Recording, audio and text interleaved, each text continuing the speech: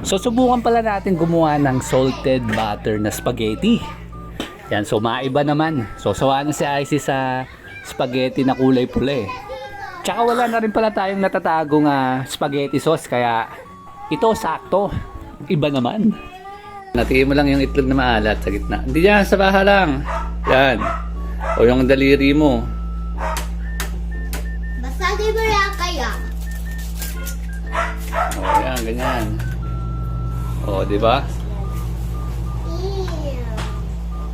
Anong ew? Yan, sasalagay natin sa ano yan. Hindi yan yun, no? Hindi yan kamatis. Yan, ano yun mo lang, o. Yan, o. Yan.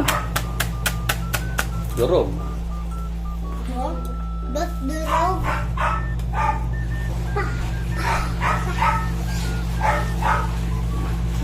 Kulit, oh. Kulit, oh. Dali na natin yung laman sa shell. Yan, so para hindi na ito masama kapag dudurugin na natin. Bali, ilang itlog lahat yan? Anim. Anim? Tikman muna natin. 3, 4, 5, 6, 7. 7 lang. 7 lang yung sa akin. Ha?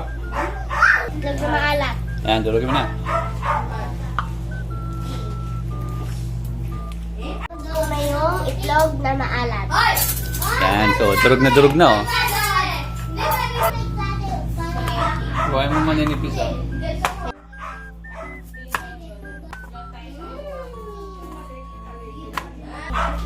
Hirap na hirap pa maghiwa ng sibuyas.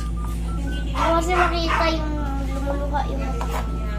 So pagkahiwa nga pala ni Icy ng bawang at sibuyas, ay igigisa na natin to. Naglagay nga pala tayo rito ng kalahating butter. Yan, so tinunaw muna natin to bago natin ilagay yung ating bawang.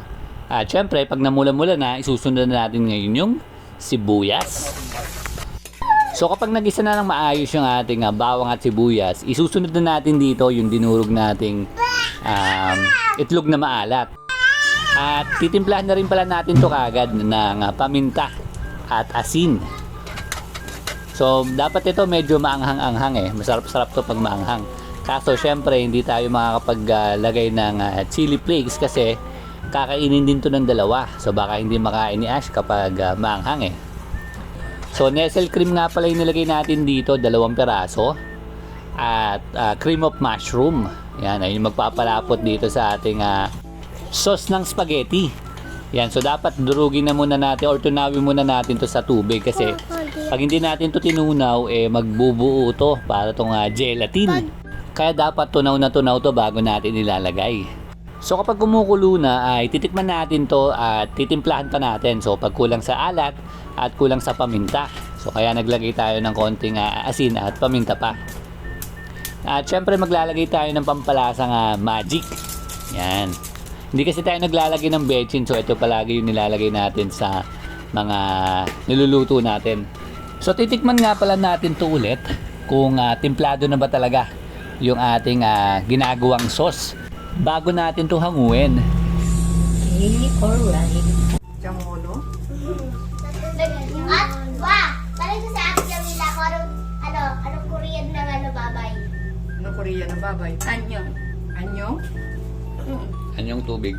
Anyong tubig? Bago mo niya mag-Korean si Hati. Tinanong ka nila kung Koreana ka? Hindi. Bakit? Tinanong. Yan, so haluin na pala natin yung ating spaghetti. So medyo marami yung sauce na nagawa natin kaya hindi natin ilalahat to. Baka mag-over naman sa sauce. Actually yung lasa nga pala nito parang buttered shrimp. Dapat pala sinahugan din natin to ng mga hipon, no? Yaan mo sa susunod. Yan, si Jamila daw titikim. Lasa, pe? Masarap. Sarap? Describe the taste. Masarap siya. Para siyang yung carbonara nila. Mm. O, di ba? Hmm. Tsaka itong barara.